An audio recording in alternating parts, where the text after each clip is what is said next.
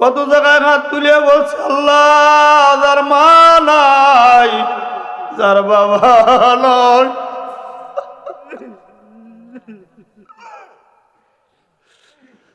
এই কথাগুলো বলতাম, ওই সময় বুঝতাম না।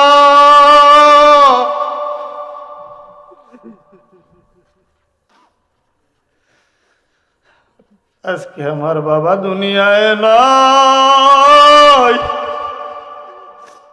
দোয়া করিলে মালিক আব্বার মারবেন না।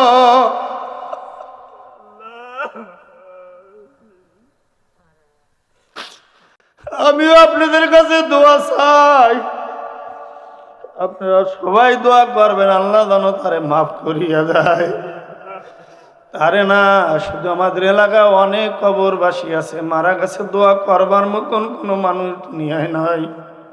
আমরা তাদের জন্য দোয়া করি আল্লাহ যেন তাদেরকেও মাফ করিয়া দেয়। মা বাবা কি জিনিস যতদিন দুনিয়ায় থাকবে বুঝবা না রে যুবক, চলিয়া গেলে বুঝতে পারবা কেমন জিনিস তুমি হারায়া ফেলাইছ। এই জন্য হাকিম লোকমান বলছিল, সন্তানকে রে সন্তান, তোমার জীবনের একটা প্রতিজ্ঞা, একটা পণ হবে, মা বাবার সাথে বেয়াদবি করবা না। একটু ধৈর্য ধরিয়া করতে পারেন কিনা দেখবেন জান্নাত আপনার পায়ের কাছে হাজির। অধৈর্য হইছেন তো জান্নাত খুয়াইছেন, নিজের জীবন খুয়াইছেন, ধ্বংসের দান প্রান্তে দাঁড়ায় গেছে। এই জন্য মায়ের জন্য বাবার জন্য সব সময় দোয়া করবেন, আর যাদের মা বাপ নাই তাদের জন্য দোয়া করবেন। পয়গম্বর আরবি সাল্লাল্লাহু আলাইহি ওয়াসাল্লাম মিরাজে গেল। মিরাজ থেকে আসবার সময় আল্লাহর নবী আমার জন্য কি নিয়ে আসলো, কি আমল করতে বলল। যাবার বেলায় আবার বেলায় মাঝখানে অনেক ঘটনা আছে, সব ঘটনা বলা সম্ভব না, তবে উল্লেখযোগ্য কয়েকটা ঘটনা হইল পয়গম্বর আরবি সাল্লাল্লাহু আলাইহি ওয়াসাল্লাম কোন এক আসমানের মধ্যে হযরত ইদ্রিস আলাইহিস সালামের সাথে সাক্ষাৎ হয়েছিল। পয়গম্বর ইদ্রিসকে দেখে আল্লাহর পয়গম্বর বলছিল, ভাই ইদ্রিস, তুমি এইখানে কি করতে আসো?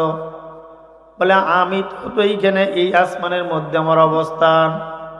বলে, ভালো কথা, অবস্থান তা ঠিক আছে, কিন্তু তোমার গায়ে তো একটা জান্নাতি পোশাক দেখা যায়। ও ভাই ইদ্রিস, আমি জানি মানুষ জান্নাতে না যাওয়া পর্যন্ত জান্নাতের পোশাক সে পরতে পারবে না। এখন পর্যন্ত কিয়ামতের ময়দান কায়েম হইল না, এখন পর্যন্ত বিচার আচার হইল না, তুমি জান্নাতি পোশাক পাইলে গো, জান্নাতি পোশাক পাইলে গো, এখন পর্যন্ত তো কোনো কিছু হয় নাই। পয়গম্বর ইদ্রিস আলাইহিস সালাম ডাক দিয়া বলল, ও আখিরি পয়গম্বর নবী মুহাম্মদুর রাসূলুল্লাহ সাল্লাল্লাহু আলাইহি ওয়াসাল্লাম, পয়গম্বরকে আমি ছোট্টবেলায় যখন বাইরায় খেলাইতাম, এমন সময় হঠাৎ করি আমার পানির পিপাসায় মায়ের কাছে দৌড়িয়ে গেছি। যাই দেখি আমার মা চুলার মধ্যে ভাত পাকাইতেছিল। তাকায় তাকায় দেখতেছি মা যে কাঠ গুলান দিছে, কাঠের পিছন দিয়া পস করিয়া পানি বাইরায়, মাথায় যে আগুন লাগিয়া গেছে, ভিজা অংশটা পিছন দিয়া পস করিয়া বাইরে হইতেছে। এরপরে আমি তাকায় দেখলাম আগুন যেই নিবিয়া যায়, মা ছোট্ট ছোট্ট কাঠগুলান ভাঙ্গিয়া আগে ভিতর ফেলায়। ওই দৃশ্য দেখি আমি কান্দন শুরু করিয়া দিলাম। আমার মা জিজ্ঞাসা করলো, বাবা ইদ্রিস, তুমি এমন ভাবে কান্দো কেন? তোমার কি ক্ষুধার যন্ত্রণা? ও বাবা ইদ্রিস, তোমার কি পেটে ব্যথা না মাথায় ব্যথা? তুমি কেন কাঁদতেছ? ইয়া রাসূলুল্লাহ, ইয়া হাবিবাল্লাহ, ওই সময় আমি আমার মাকে বলছিলাম, রে মা, আমি তাকায় দেখলাম যে আগুন যখন নিভিয়া যায়, আপনি ছোট্ট ছোট্ট লাকড়ি দিয়া আগুনটারে পুরোনায় ধরাইয়া দেন। আম্মা জান, আমি ইদ্রিস যদি এমত অবস্থায় ইন্তেকাল করে, আর আমার মাওলায় যদি কয়, ও জাহান্নামের ফেরেশতা, ছোট্ট ছোট্ট মানুষগুলো নাকি জাহান্নামে ফলাইয়া আগুন ধরাইয়া দাও। আমি এই জাহান্নামের আগুন কেমনে সহ্য করব? এই কারণে মা আমি কান্দন শুরু করিয়া দিলাম। এই সময় আমার মায় দোয়া করলো, গো আল্লাহ, আমার ইদ্রিসকে তুমি জাহান্নামের আগুন কোনোদিন দেখাইবা না। আল্লাহ, আমার ইদ্রিস মরণের পরে জান্নাতের একটা পোশাক পরায়। আমার ইদ্রিসের হিসাব নিকাশের আগে একটা পোশাক দিয়া দিও। আমার মা দোয়া করছে, এই কারণে মাওলাই বিনি হিসাবে একটা জান্নাতের পোশাক দিছে। জোরে কান সুবহানাল্লাহ। মায়ের দোয়া হিসাবের আগে জান্নাতের পোশাক পাওয়া গেছে।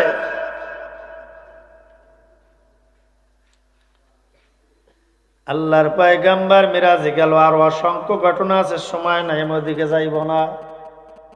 নবী আমার মিরাজে যাবার পরে কি নিয়ে আসলো, জিবরাইল তাকে কি দেখাইলো? আল্লাহর পয়গম্বর মিরাজে যাবার পরে আল্লাহর পয়গম্বরকে জিবরাইল আমি জান্নাত দেখাইলো, জাহান্নাম দেখাইলো। নবী আমার যখন জাহান্নামের পাশ দিয়া রওনা দিছে, আল্লাহর পয়গম্বর জাহান্নামের দিকে তাকায় অধিকাংশ ধনীদেরকে জাহান্নামের মধ্যে দেখলো, অধিকাংশ মহিলাদেরকে জাহান্নামের মধ্যে দেখলো। ও পর্দার অন্তরালে আমার সম্মানিত মা ও বোনেরা, ও মা, আমি কারো মা, কারো সন্তান, কারো ভাই, কারো বন্ধু, কারো ছেলে, কারো মেয়ে, আল্লাহু আকবার, কারো ছেলে, কারো আপনজন। মাগো, আল্লাহর পয়গম্বর মিরাজে কি দেখিয়াছে মেয়েদের ব্যাপারে একটু শোনো। নবী আমার মিরাজে যাবার পরে দেখতে আছে এক শ্রেণী মহিলাদের দুই পায়ের মধ্যে জাহান্নামের শিকল লাগাইয়া, আল্লাহু আকবার, জাহান্নামের আগুনের ভিতরে আল্লাহু আকবার উদ্বুত করিয়া ঝুলাইয়া রাখছে। জাহান্নামের আগুন ধাও ধাও করিয়া উঠতেছে, মহিলাদের মাথা গুলান গলিয়া পড়িয়া ঝুপ ঝুপ করিয়া পড়িয়া যায়। আল্লাহ আল্লাহ, জাহান্নামে মানুষ কোনোদিন মরণ তালাশ করিয়া পাইবে না। আবার মাওলার হুকুমে আল্লাহু আকবার শরীর ঠিক হইয়া যায়, আবার জাহান্নামের আগুন লাগে, আবার পুরিয়া খুলিয়া পড়িয়া যায়, আবার মাওলার হুকুমে শরীর পূর্ণ অঙ্গ হইয়া যায়। নবী আমার জিগাইল, ভাই জিবরাইল, এই সমস্ত মহিলাদের এমন শাস্তি হয় কেন রে ভাই জিবরাইল? এই পর্দার অন্তরালে আমার মা, শোনো, ভালো মতন শোনো রে মা। জিবরাইল বলে, ইয়া রাসূলুল্লাহ, ইয়া হাবিবাল্লাহ, এই সমস্ত মহিলারা জমিনের স্বামীর হুকুম ছাড়া নিজের পাও চালাইছে। স্বামীর হুকুম ছাড়া নিজের পাও চালাইছে। আজকে ফেরেশতারা পায়া তার পায়ের মধ্যে জাহান্নামের শিকল লাগাইছে। আমাদের সমাজের মহিলারা তো স্বামীর হুকুম ছাড়া কোনো দিক যায় না, কথা কন না কা? যায়? মাশাআল্লাহ, স্বামী যা কয় আর উল্টো মোটে চলেই না। স্বামীরে এত মহাব্বত করে, অন্য কোনো পুরুষের দিক ফিরগেও চায় না। আল্লাহর পয়গম্বরের কাছে জিবরাইল বলছে, ইয়া রাসূলুল্লাহ, ইয়া হাবিবাল্লাহ, এই যে মহিলাদেরকে দেখতেছেন, এদের অপরাধ ছিল তারা পায়ে জাহান্নামের শিকল কেন লাগলো? বলে, এই পাও দিয়া রাস্তাঘাটে হাঁটতো, আল্লাহু আকবার, স্বামীর অনুমতি নিত না। এইবার পয়গম্বর আরবি সাল্লাল্লাহু আলাইহি ওয়াসাল্লাম আর একটু সামনে গেল, যায়া দেখে এক শ্রেণী মহিলাদের স্তনের সাথে দুইটা আগুনের বর্ষি লাগাইছে। আল্লাহু আকবার, লাগায়া জাহান্নামের মধ্যে উদ্বুত করিয়া রাখছে। এইবার জিবরাইল কি জিজ্ঞাসা করলো, ভাই জিবরাইল, এই যে মহিলাদের স্থানে দুইটা জাহান্নামের বর্ষি লাগানো, এরা কারা? জিবরাইল আমিন বলে, ইয়া রাসূলুল্লাহ, ইয়া হাবিবাল্লাহ, ওই সমস্ত মহিলাদের স্থানে বর্ষি লাগাইছে যারা জমিনে থাকবার অবস্থা আল্লাহু আকবার নিজের স্থানটাকে পর পুরুষকে প্রদর্শনী করছে, যাদের স্থান দেখবার পরে অনেক পুরুষের জীবনটা ধ্বংস হয়ে গেছে, আল্লাহ পাক রব্বুল আলামিন তাদেরকে পায়া তাদের স্থানে আজকে জাহান্নামের বর্ষি লাগায়া দিছে। পয়গম্বর কিছু দূর যাবার পরে দেখে এক শ্রেণীর মহিলাদের ঠোঁট জিহ্বা কাতর করিয়া জাহান্নামের বর্ষি দিয়া ঝুলানো। নবী আবার বলে, ভাই জিবরাইল, যেই মহিলাদের জিহ্বার ঠোঁট কাতর করিয়া জাহান্নামের বর্ষি লাগানো, ও ভাই জিবরাইল, এই মহিলারা কারা? এদেরকে কেন এমন শাস্তির ব্যবস্থা করা হইল? জিবরাইল আমিন বলে, ইয়া রাসূলুল্লাহ, ইয়া হাবিবাল্লাহ, এই সমস্ত মহিলাদের জবান দ্বারা গীবা শিকায়াত করত, এই সমস্ত মহিলাদের জবান দ্বারা স্বামীর মনে কষ্ট দিত, এই সমস্ত মহিলাদের জবান দ্বারা এলাকার মধ্যে গীবা শিকায়াতের একটা রণ বওয়াইত। মাশাআল্লাহ, আমাকে এলাকার মহিলারা কেউর দোষ কয় না। কথা বল না কা কয়? এলাকার মহিলারা একসাথে হইলে সব বাড়ির মা বোনদের প্রশংসা করে নাকি? আলহামদুলিল্লাহ, বড় প্রশংসা করে। এরা গীবাত মোড়ে কয় না।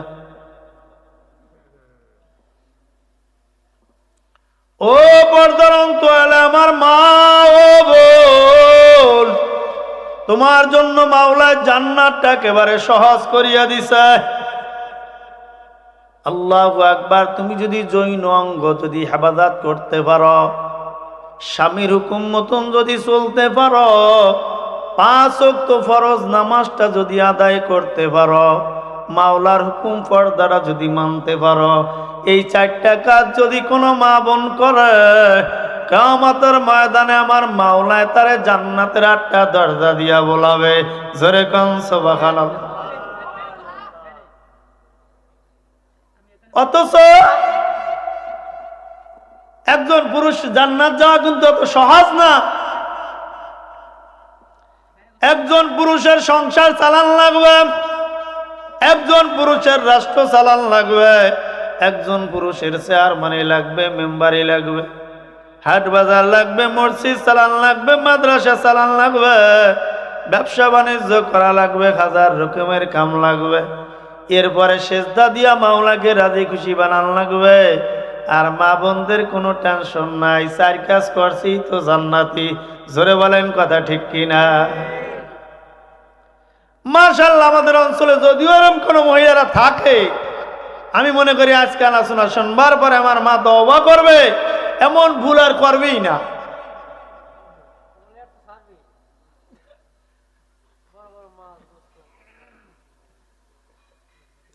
তাহলে ঠোঁট আর জিহ্বা জাহান্নামের বর্ষিতে কেন লাগাইলো? গিবা সাকায়াত করা, ওই কণ্ঠটা অন্যকে শোনানো, এই কণ্ঠ দেয়া স্বামীর মনে ব্যথা দেয়া।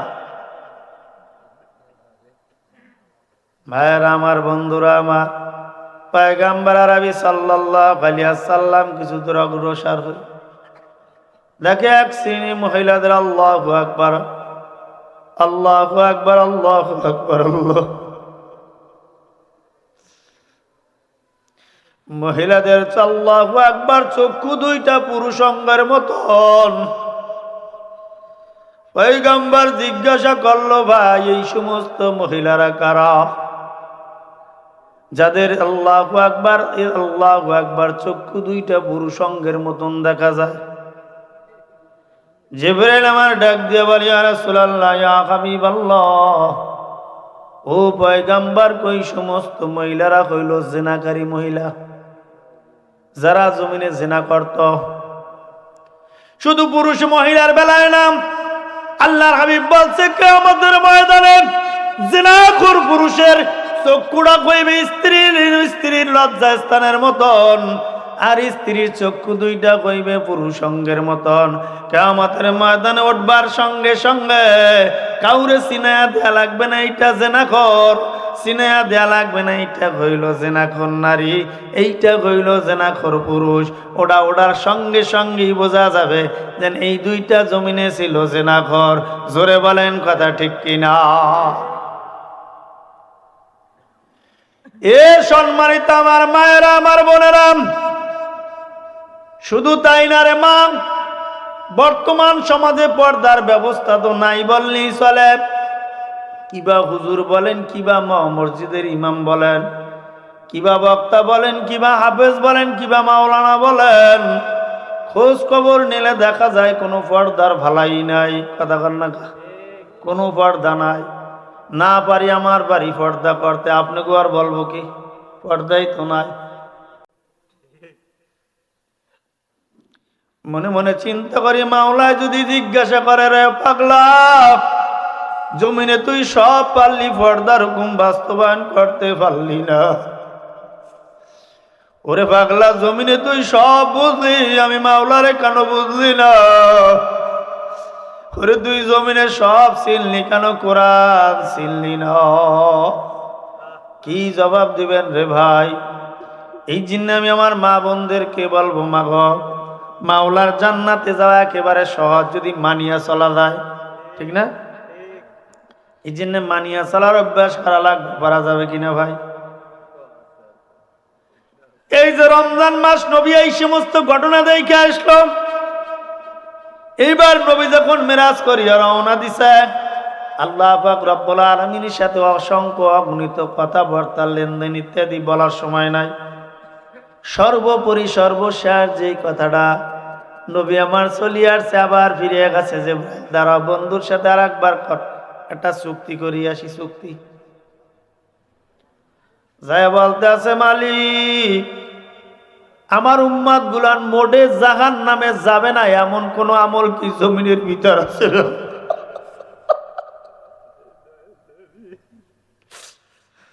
তোর নবী বলে, মালিক,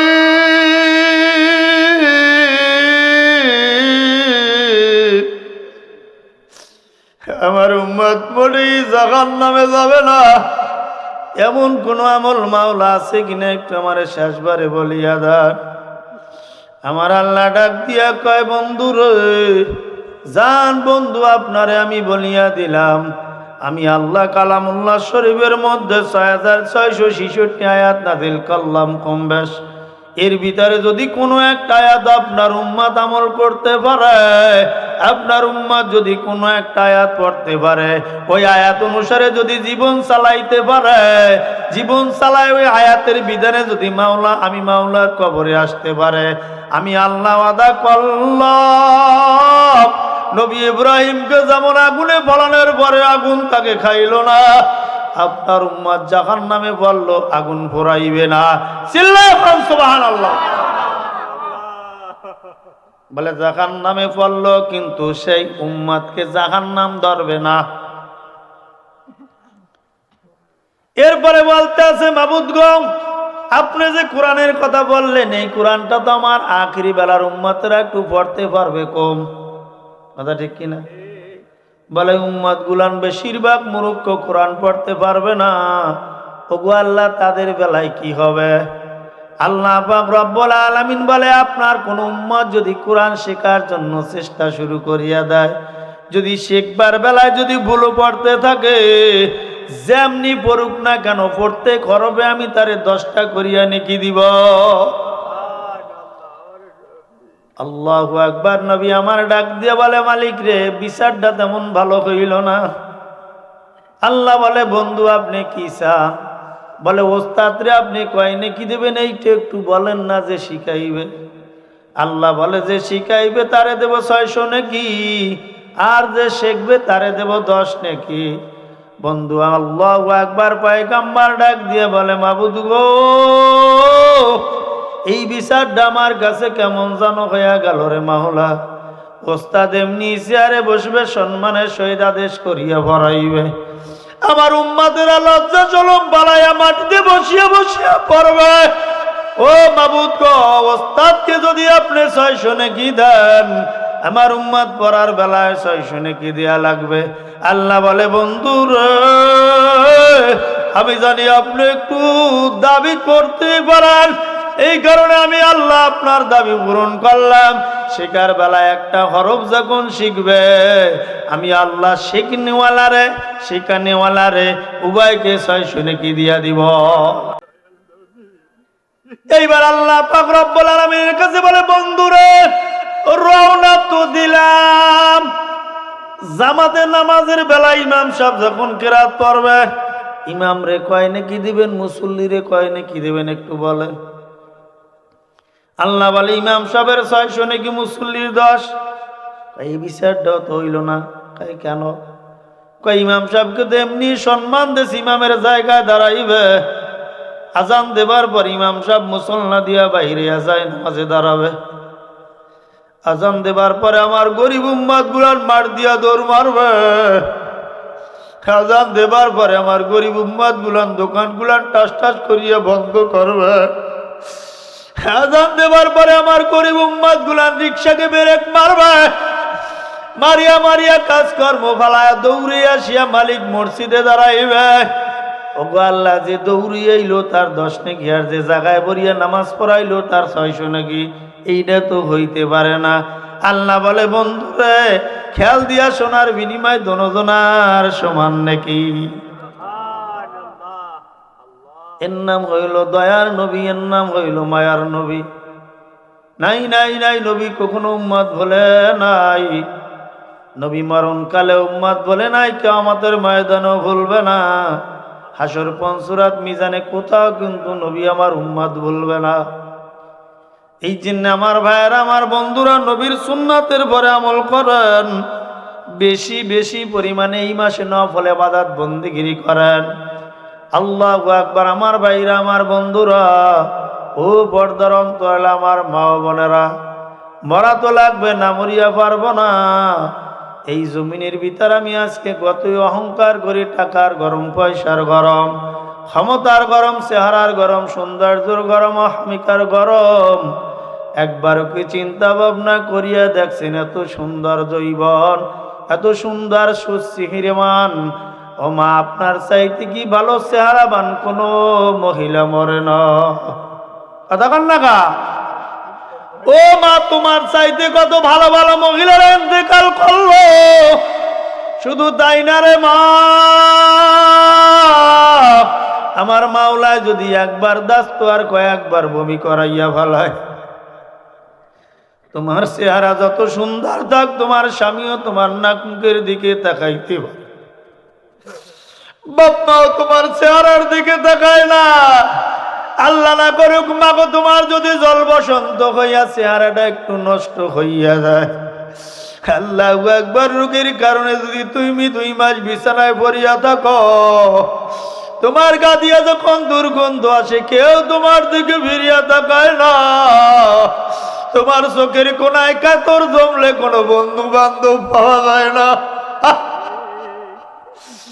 ও মা, কেন বদলা না রে মা, কেন বদলা না?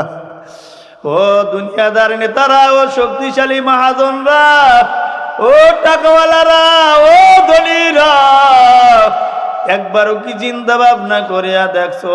আল্লাহু আকবার। আল্লাহ, আমার যেই মাওলায় তোমার শরীর দিয়ে আল্লাহু আকবার 7 লিটার রক্ত দৈনিক পান করতেছে। মরা রক্তকে ভালো করে, ভালো রক্তকে মারিয়া ফেলায়। ডাক্তার বলছে যদি এইটা দৈনিক ডাক্তারের মাধ্যমে করার লাগতো, প্রতিদিন এক একজন মানুষের 10,000 টাকা খরচা হইতো। আমার যেই মালিক এইটা ফ্রি সার্ভিস দিল, এই মালিকের সামনে তুমি কত বড় হামাইকা দেখাইলে, মাতুব্বারি দেখাইলে। আজকে তোমার সৌন্দর্যের বাহাদুরি, আজকে তোমার টাকার গরম, পয়সার গরম, আল্লাহু আকবার। আজকে তোমার গায়ের জোরে তুমি মাওলাকে ভুলিয়া গেলাম। আজকে তুমি আল্লাহু আকবার চেহারার দাপটে আমার মাওলাকে ছাড়িয়া দিল। আজকে তোমার রূপ জৈবনের কারণে আমার মাওলাকে ভুলিয়া গেল। আল্লাহু আকবার। এখন তোমার বন্ধু বান্ধবের অভাব নাই। আল্লাহ না করুক অসুস্থ হইয়া হাসপাতালের বেডে যখন পড়িয়া থাকবা, আল্লাহু আকবার, চোখ দিয়া কাতর বাইরেইবে, মুখ দিয়া গোগলা ফানা বাইরেইবে, তোমার গাদিয়া দুর্গন্ধ আসবে। দুনিয়ার কোন মানুষ তোমার রুমের মধ্যে যাইবে না, কেউ তোমাকে আপন বলিয়া কাছেও টানবে না। যার মনে সেই থাকবে, তোমার কাছে কেউ দেখা দিবে না। আল্লাহ বলে দুনিয়াকে ভালোবাসিয়া যাদের সাথে সম্পর্ক রাখছিলি, কেউ তোর আপন হইল না, কেউ তোর কাছে রইল না। ওরে বান্দা, তুই এমন বিছানায় পড়িয়া তোর শরীর বসিয়া গেছে, গাদিয়া গন্ধ হয়, নাক দিয়ে তোর ছাদ পরে, চোখ দিয়ে তোর জ্বরে, তোর মুখের দুর্গন্ধ, বাথরুমের দুর্গন্ধ, ওই অন্ধকার কুটুরিতে কেউ প্রবেশ করে না। ওরে বান্দা, অমন জায়গায় তাকিয়া যদি আমারে ডাক দাও,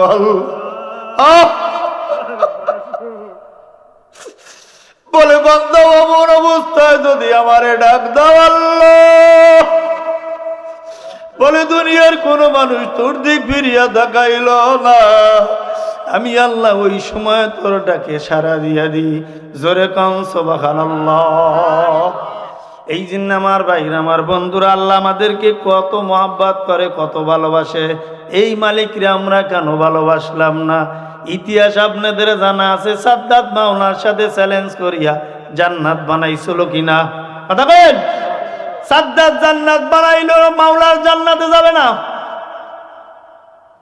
এইবার সাদ্দাতকে আল্লাহু আকবার, মাওলায় যেইভাবে পালছে ইতিহাস জানেন। সাদ্দাত যখন জান্নাতের ভিতরে ঢুকবে, এমন সময় জান্নাতের আল্লাহু আকবার দরজায় যাইয়া পাও নামাইবে, ওই সময় একজন লোক যায় সাদ্দাতের কলার ধরিয়ে ফেলাইছে। বলে, এই বেটা, এই বুড়ো, তুমি কে? সরিয়া যাও, এখন সময় নাই, জান্নাতের ভিতরে ঢোকা লাগবে, তাড়াতাড়ি সরো। সাদ্দাতের কানের কাছে যায়, বলে, বন্ধু রে, আর তোমার সময় নাই।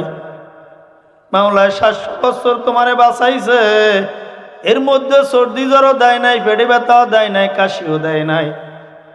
মাওলার সাথে গাদ্দারি করিয়া জান্নাত বানাইছো, তাও আমার মালিক ফিরায় নাই। এখন কিন্তু তোমার আর সময় নাই, তোমার আর সময় নাই। বলে, আপনি কেডা? কানের দ্বারে মুখটা নিয়ে কয়, আমি মালাকুল মওত আজরাইল। এইবার সাদ্দাত ডাক দিয়ে বলে, আজরাইল ভাই, আজরাইল ভাই, আজরাইল ভাই, আমাকে একটু সময় দাও, আমি মালিকের কদমে 2টা সেজদা দিয়ে আসি। ওই সময় আল্লাহু আকবার, আজরাইল বেশ কিছু সময় ধরিয়া রাখছিল। এই সাদ্দাতের কান্দনে আজরাইলের চোখ দিয়েও পানি চলিয়া আসছে। আল্লাহ গাইবি আওয়াজ জানায় দেয়, রে আজরাইল, জীবনে কি তুমি আর কোনোদিন জান কবজের সময় কানসালা? আজরাইল বলে, মালিক রে, আমি তো আরো একদিন কানসালাম। বলে, কবে? কয়, সমুদ্রের পরে তক্তার পরে একটা সন্তান ভূমিষ্ঠ হইছে, সন্তানটার নাভি আর মায়ের নাভি এখন পর্যন্ত ছুটিয়া যায় না। এমত অবস্থায় যখন আপনি বলছেন আজরাইল আর মাকে যাইয়া ধরিয়া নিয়া, আমি ওই সময় সমুদ্রের দিক তাকাইয়া কান্দন শুরু করছি, রে মালিক, ওই বাচ্চার মাকে ওই জ্ঞান দিয়া নিয়ে আইলে বাচ্চাকে কে ডাকবে? আল্লাহ বলে, আজরাইল, তুই জানো না, আমি মাওলা ওই জারাজ কলার দরিয়া দাঁড় করাইয়া রাখছ, ওই সাদ্দাতকে আমি সমুদ্র দিয়া বড় কষ্ট করিয়া বলছি, ওই সাদ্দাতকে আমি মায়া করিয়া দয়া করিয়া বললাম, ওই সাদ্দাত বড়ই আমার সাথে নাফরমানি করল। ওরে আজরাইল, সাদ্দাতের উপর দিয়া কোনো আমি মাওলার মায়া কমে না, আমি কেন সাদ্দাতকে দরিয়া রাখাইলাম আজরাইল জানোনি? বলে, না মাবুদ, এইটা জানতে পারলাম না। আল্লাহ বলে, তুমি যখন তাকে দরিয়া রাখছালা, ওই সময় সে যদি তোমাকে ডাক না দিয়ে আমাকে ডাক দিত, আল্লাহ, আমি আল্লাহ ওই সময় ওকে মাফ করিয়া দিতাম। কয়, আজরাইল রে, সাদ্দাত ওই সময় আমারে ডাক মারল না। এই জন্য আমার ভাইরা, আমার বন্ধুরা, আল্লাহু আকবার, আমার মাওলা বড় দয়ার মাওলা, বড় মায়ার মাওলা। আমার মাওলা কোনো মানুষকে আল্লাহু আকবার জাহান্নামে দিতেই মোটে চায় না। জোরে বলেন কথা ঠিক কিনা? আল্লাহু আকবার, বান্দা ইচ্ছা করিয়া যদি জাহান্নামে যায়, এইটা ফিরানের কোনো কায়দা থাকে না। এই জন্য ভাইরা, আমার বন্ধুরা আমার, আসেন আমরা সকলে আজকে পর্দা নদীদের হাতে হাত লাগাইব, খাঁটি তওবা করব, জীবনের গুনাহ মাফ করায়া তারপর বাড়িতে যাইব। আর একটা জিনিস মনে রাখিয়েন, আইজো কাইলো কিন্তু মাওলার কবরে যাওয়াই লাগবে। মুসাফির বান্ধ গাটুরি রাস্তা বহুত দূর গায়ে আজবি জানা কালবি জানা মরুন জালা হবে গায়ে। এ ভাই আয় এলাকার বাইরে তোর পাও দোকান ধরি ভাই আয়। হে ভাই বুলইলে তোর পাও দিয়ে একটা লাথি মারিয়া যা, তারপরে তুই জান্নাতের বাগানে আয়। ও ভাই তোর কপালটা ফোরাস না রে ভাই, তোর ভাই ধরছি কপাল ফোরাস না। আমাদের ময়দানে মাওলায় যদি জিগায় এত বলাইছিলে তারপরও তুই যাও নাই, কি জবাব দেবারে ভাই? তোর পাও ধরিয়ায় দোকানের সামনে রাস্তাঘাটে ইত্যাদি ইত্যাদি জায়গার সময় নষ্ট করিও না। এই জান্নাতের বাগানে আসিয়া বসিয়া যাও, ওলামায়ে কেরামদের নসিহত শোনো, খাঁটি তওবা করিয়া তারপর নিজের জিন্দেগি গঠন করিয়া আল্লাহু আকবার মাওলামুখী কলব নিয়া বাড়ির দিকে রওনা দাও। আর আমি আল্লাহু আকবার আপনাদের কাছে দোয়া চাই।